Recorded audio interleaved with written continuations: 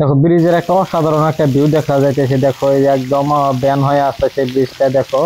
আর এই ব্রিজের পোস্টের কাজ কতটুকু হইলো বা উপরকার সেকেন্ড সেগমেন্টের কাজ কতটুকু হলো সেই দৃশ্যটা তোমাদেরকে আজকে বলবো আর দেখাবো। দেখো এই যে 63 নম্বর পোস্টের কাজ, দেখো এই যে কত দূর হয়েছে। আর দেখো এই যে সেকেন্ড সেগমেন্টের পার্টস গুলো দেখো এই জায়গায় রাখছে, দেখো কত সুন্দর দেখা যাইতেছে। আর আপডেটটা তোমাদেরকে দেখাতে যাচ্ছি। আর আজকে অনেক কিন্তু বৃষ্টি হয়েছে, আজকে সারাদিনই কিন্তু বৃষ্টি।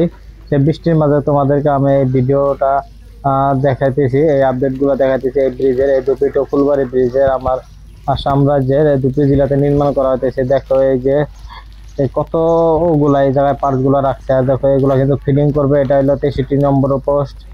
সেই দৃশ্যটা তোমাদেরকে দেখাতে যাচ্ছি, তোমরা দেখতে থাকো। আর যারা যারা আমার ভিডিওটা নতুন দেখে আছে অবশ্যই লাইক কমেন্ট শেয়ার করো। আর দেখো এই যে পোস্ট গুলো কিন্তু প্রায় কমপ্লিট হওয়ার পথে। এখন এই যে পার্টস গুলো খালি ফিটিং করবো ব্রিজের সাথে।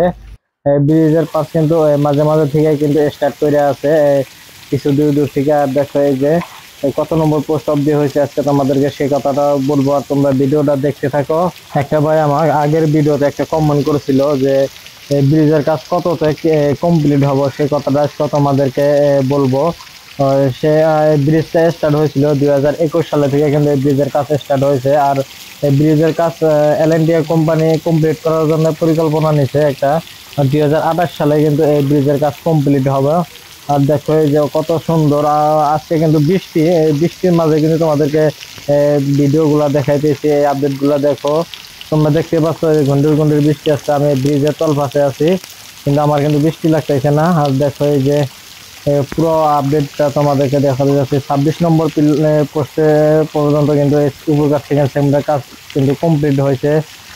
কিছুদিন পরেও কিন্তু তোমাদেরকে আরো কত দূর হলো সে কথাটাও তোমাদেরকে বলবো। আর দেখো এই যে পোস্টের কাজ কিরকম ভাবে অনেক সুন্দর ভাবে কিন্তু করে। দেখো এই যে একটা বিল্ডিং উঠাতে যত টাইম লাগে তার থেকে কিন্তু বেশি টাইমই লাগে, প্রায় প্রায় কিন্তু 2-3 বছর কিন্তু হয়ে গেল এই পোস্টের কাজগুলো। দেখো যে কত মজবুত ভাবে কিন্তু তারা করে আছে, অনেক সুন্দর ভাবে। সেটা কিন্তু প্রায় বহুত বছর কিন্তু যাব, যুগ যুগ কিন্তু যাব।